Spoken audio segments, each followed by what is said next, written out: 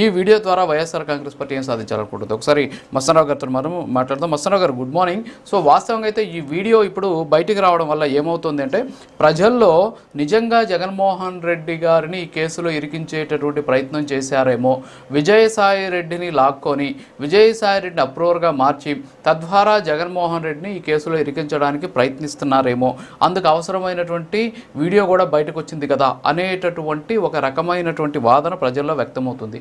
దీనివల్ల నిజంగా జగన్మోహన్ రెడ్డికి సంబంధించి ఒక రకంగా ఒక సింపతి గెయిన్ అయ్యేటటువంటి అవకాశాలు ఉన్నాయి. నిజంగా ఈ వీడియో ద్వారా ఏం చెప్పాలనుకుంది వైఎస్ఆర్ కాంగ్రెస్ పార్టీ? ఈ వీడియో వల్ల వాళ్ళకు వస్తున్నటువంటి లాభం ఏంటి? నిజంగా ప్రజలు అలాగా అర్థం చేసుకునేటటువంటి సిచ్యువేషన్ ఉంది అని మనం అనుకోవచ్చా? గుడ్ మార్నింగ్ అండి. కూడా ఇప్పుడు విజయసాయి రెడ్డి గారు వీడియో నిన్న సంచలనం సృష్టించింది. యాక్చువల్గా వైఎస్ఆర్సీపీ రిలీజ్ చేసింది అనుకున్నారు, కానీ వైర్ కథనం ద్వారా వాళ్ళు పోస్ట్ చేసిన దాన్ని వీళ్ళు రీపోస్ట్ చేశారు. సో వీళ్ళ ప్రధానమైన ఆరోపణ ఏంటంటే, టీవీ జనార్దన్ అంటే చంద్రబాబు నాయుడు గారికి అత్యంత సన్నిహితంగా ఉండే ఆయన్ని కలవటం ద్వారా ఏదో కుట్ర జరిగింది అనేది వీళ్ళ ఆరోపణ. కథనాలు కూడా అట్లానే ఉన్నాయి. నిన్న పొద్దు నుంచి చూసిన అది వీడియో బయటకు వచ్చినప్పటి నుంచి చూస్తే మొత్తం కూడా జగన్ గారిని ఇక్కడ మనం మొత్తంగా విశ్లేషిస్తే ఏంటంటే, ఆయన మార్చి 12 తారీఖు అటెండ్ అయినప్పుడు బయటకు వచ్చి అవసరం లేకపోయినా కూడా కసిరెడ్డి గారి పేరు చెప్పారంటంలో ఇదేం లేదు. ఆయన ఎందుకు చెప్పారు ఏంటి అనేది లోపల సిఐడి వాళ్ళు మద్యం కేసుకు సంబంధించి కూడా అడిగారా అనేది కూడా మనకు తెలియదు. ఆయన అయితే బయటకు వచ్చి మద్యం కేసుకు సంబంధించి కసిరెడ్డి రాజశేఖర రెడ్డి అని చెప్పారు. ఆ తర్వాత ఇంకోటి మా ఏప్రిల్ 18వ తారీఖు అటెండ్ అయినప్పుడు కూడా ఆయన ఏం చెప్పారంటే, మా ఇంట్లో సమావేశం జరిగింది, దానిలో హైదరాబాద్లో జరిగింది, అక్కడ ఎక్సైజ్ శాఖ మంత్రి ఆయన నారాయణ స్వామి గారు కూడా లేరు, ఓన్లీ నేను, మిథున్ రెడ్డి గారు, నేనంటే ఆయన విజయసాయి రెడ్డి గారు, కసిరెడ్డి గారు, తర్వాత వాసుదేవ రెడ్డి గారు, సత్యప్రసాద్ ఎక్సైజ్ అధికారులు వాళ్ళు. సో వాళ్ళు పాల్గొన్నారు. దానికి సంబంధించి ఇంకోటి కూడా చెప్పాడు ఆయన, 2 డిస్టిలరీస్ కి సంబంధించి వాళ్ళ బంధువుల దగ్గర నుంచి లోన్ ఇచ్చారని కూడా చెప్పారు. ఒక 60 కోట్లు, ఒక 40 కోట్లు. సో ఇవన్నీ చెప్తూ మరి వాళ్ళు మీడియా వాళ్ళు అడిగారు, జగన్ గారు ఏం పార్టీ అంటే, జగన్ గారు ఉన్న విషయం లేదనుకుంటున్నాను, నేను ముడుపుల గురించి కూడా నాకైతే తెలియదు అనేది కూడా చెప్పారు. ఆయన చెప్పిన ఇదంతా ఇది. జగన్ గారిని అడిగితే కూడా గుచ్చి అడిగినా కూడా జగన్ గారు లేరని చెప్పారు.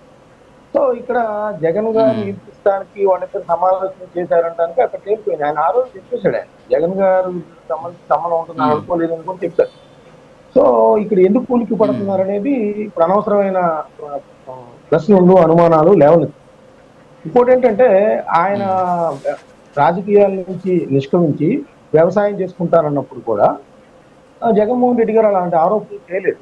ఏంటి రాజ్యసభ సభ్యు లాంటిది ఎందుకు నువ్వు వదిలేసుకుంటున్నావు? ఆయన ఇన్వైట్ చేశారు, మంచి వ్యవసాయం చేసుకో, బాగా ఇది భవిష్యత్తు జీవితం బాగుండాలి.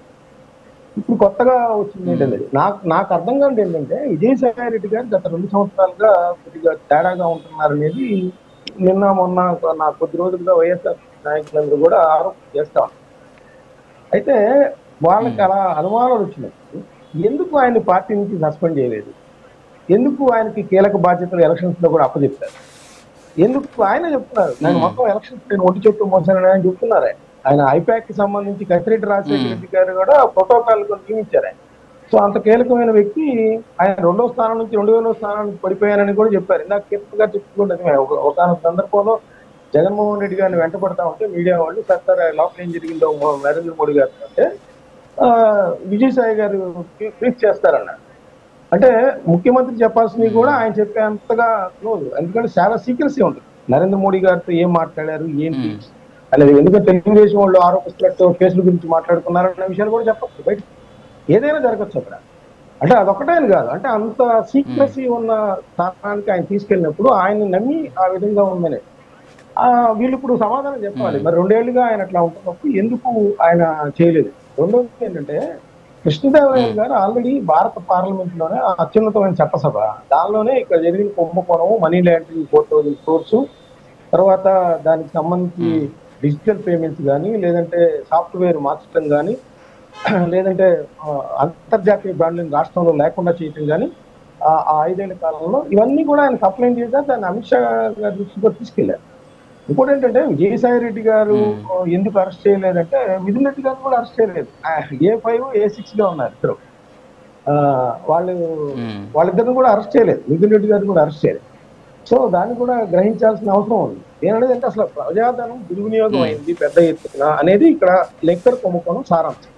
సో వాళ్ళు నిజంగా ఇక్కడ మనం జగన్మోహన్ రెడ్డి గారిని ఇన్వైట్ చేయాలండి. ఏంటంటే ఆయన ఒకటి చెప్పారు, నేను ఎటువంటి సంతకాలు కానీ ఏమీ చేయలేదు, అసలు లెక్కర్ కుంభకోణమే లేదు, వాళ్ళ కాల అరెస్ట్ చేయదలుచుకుంటే నేను విజయవాడలోనే ఉంటాను, రండి చేసుకోండి అని కూడా చెప్పారు. ఆయనంత డెలిబరేట్ గా చెప్పారు. ఆయన అక్కడ ముందస్తు బెయిల్కి వెళ్తానని కానీ ఏమీ చెప్పలేదు. సో ఆయనంత కాన్ఫిడెంట్ గా ఉన్నారు.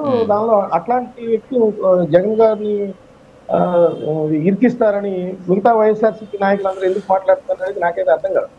ఆయన దాన్ని ఫేస్ చేయడానికి రెడీగా ఉన్నట్టుగా మరి ఆ రోజు ప్రెస్ మీట్ లో మీడియా వాళ్ళు అడిగినప్పుడు గుచ్చి అడిగినప్పుడు కూడా ఆయన చెప్పిన పరిస్థితి కూడా మీరు భయం ఫీల్ అవుతున్నారంటే అలాంటిది ఏం లేదు, రమ్మని అని చెప్పారు. అయితే నేననేది అంటే కోర్టు ఇందాక వెంకటరెడ్డి గారు ఒక విషయం, చంద్రబాబు నాయుడు గారిని అరెస్ట్ చేసినప్పుడు ఒకసారి కోర్టు పరిధిలోకి వెళ్తే కేసు కోర్టు నిర్ణయం మేరకు ఆగాలి కానీ మనం వెంబటే ఈ 4 ఏళ్ల కాలంలో శిక్ష పడే విషయం కూడా చేయలేదు. జగన్మోహన్ రెడ్డి గారు చేయలేకపోయారు, ఇప్పుడు చంద్రబాబు నాయుడు గారు కూడా ఇప్పుడు జగన్మోహన్ రెడ్డి గారి మీద కానీ ఇంకెవరి మీద కేసులు పెట్టినప్పుడు ఆ కోర్టు పరిధిలో ఉంటే వెంటనే శిక్ష వేయాలనేది కూడా అడిగే పరిస్థితి ఉండదు. ఎందుకంటే ఇప్పుడు మనం 2011 నుంచి జగన్మోహన్ రెడ్డి గారి కేసులకు సంబంధించి ఇప్పటి వరకు ఆయన ఎందుకు బెయిల్ మీద ఉన్నారంటే అది కోర్టు ఇష్టం, ఎందుకు నమోదు చేయలేకపోయారు. ఇక్కడ నాకు ఒక ప్రశ్న అండి ఏంటంటే, ఇప్పుడు విజయసాయి రెడ్డి గారు ఈ లిక్కర్ కుంభకోణానికి మాత్రమే జగన్ గారి మీద కుట్ర చేస్తారా? జగన్ గారితో పాటు 21 కేసుల్లో గతంలో ఉన్నారు ఆయన, మనీ లాండరింగ్ కేసులు కానీ చాలా ఉన్నాయి, సిబిఐ ఇన్వెస్టిగేట్ చేస్తారు. ఆ కేసుల్లో కూడా ఆయన కనుక నిజాలు కనుక బయట పెడితే ఎవరికి ఇది అది కూడా కుట్ర కిందకే వస్తుందా? అసలు ఆయన ఇద్దరు మరి ఆయన కూడా నిందిస్తున్నారు, ఆయన కూడా జైలు శిక్ష పడే అవకాశాలు ఉంటాయి. ఎందుకంటే ఆల్రెడీ 16 నెలల పాటు ఆయన రిమాండ్ ఖైదీగా ఉన్న పరిస్థితి, జగన్మోహన్ రెడ్డి గారితో పాటు మోపిదేవి గారు కూడా ఉన్నారు. ఆయన కనుక అక్కడ వాస్తవాలు బయట పెడితే చాలా ప్రమాదం ముంచుకొచ్చే పరిస్థితి కూడా ఉంటుంది వైఎస్ఆర్సీపీకి సంబంధించి. మరి దానికి సంబంధించి కూడా వైఎస్ఆర్సీపీ నేతలు కానీ జగన్ గారు కానీ దాని నుంచి మాట్లాడారు. అసలు విజయసాయి రెడ్డి గతంలో ఏం చేశారు, ఆయనతో పాటు కలిసి ఉన్నప్పుడు విజయసాయి రెడ్డి గారు దానిలో ఎటువంటి పాత్ర లేదా ఏంటి, ఆ విషయాలు కూడా చెబుతా. అసలు ఇప్పుడు విజయసాయి రెడ్డి ఏంటి, అప్పుడు విజయసాయి రెడ్డి ఏంటి కూడా మొత్తం వాస్తవాలు ప్రజల్లోకి తెలుస్తాయి. ఒకవేళ కుంభకోణం జరిగి ఇన్ని వేల కోట్ల రూపాయలు కనుక దుర్వినియోగం ఉంటే ఈ ప్రజా ఖజానాకి చేరాల్సిన అవసరం కూడా ఉంది. ఓకే సార్, ఓకే రాఘవేంద్ర గారు. సో ఇప్పుడు ఇంతకుముందు